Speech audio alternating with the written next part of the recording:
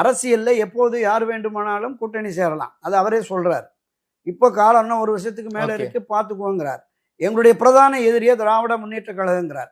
அப்ப பிரதான எதிரியை வீழ்த்துவதற்கு ஒரு வலுவான கூட்டணி தேவை. அப்ப வலுவான கூட்டணி என்பது என்டிஏ தலைமையில் அமைச்சாதான் அது ஒரு வலுவான கூட்டணியா இருக்கும்.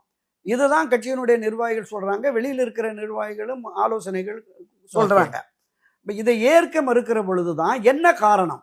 திராவிட முன்னேற்ற கழகம் தொடர்ந்து வெற்றி பெற்று ஆட்சி அதிகாரத்தில் இருக்க வேண்டும் என்று எடப்பாடி விரும்புகிறாரா அப்படிங்கிற மாதிரி விமர்சனம் வந்துருச்சு. ஏனென்றால் இன்றைய முதலமைச்சர் அன்றைய எதிர்க்கட்சி தலைவர் ஸ்டாலின் என்ன பேசினார்? ஆட்சி அதிகாரத்திற்கு வந்தோடனே ஒரு மாதத்துல 1996 மாதிரி தனி நீதிமன்றங்களை போட்டு இந்த தவறு செய்த கலெக்ஷன் கரப்ஷன் கமிஷன் இதுதான் இந்த ஆட்சி எடப்பாடி தலைமையில் நடந்திருக்கு. எனவே எடப்பாடி தலைமையிலான அந்த அமைச்சர்கள் மீதெல்லாம் வழக்கு தொடுத்து அவர்களுக்கு தண்டனை வாங்கி கொடுத்து அவர்கள் சேர்த்த சொத்துக்களை எல்லாம் பறிமுதல் செய்து அரசு கஜானாவில் கொண்டு வருவேனால 4 வருஷம் ஆச்சு. என்ன செஞ்சாரு? ஆட்சி அமைந்த 6 மாதத்தில் கோடநாடு கொலை கொள்ளை வழக்கின் உண்மை குற்றவாளியை கண்டுபிடித்து தண்டனை வாங்கி தருவோன்னு சொன்னார். என்ன நடந்தது? கேட்குறாங்கல்ல, பொதுவெளிகளில் கேட்குறாங்க, மக்கள் கேட்குறாங்க. அப்போ ஏதோ ஒரு ரகசிய உடன்பாடு இருக்கோ உங்களுக்கு.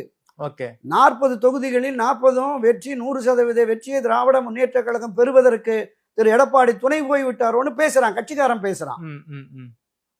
திமுகவை வீழ்த்தணும், களத்துல நாம போராடணும் அப்படின்னு சொன்னா சரியான வேட்பாளர்களை போட்டு ஒரு முறையான போட்டியை கொடுக்கணும்ல.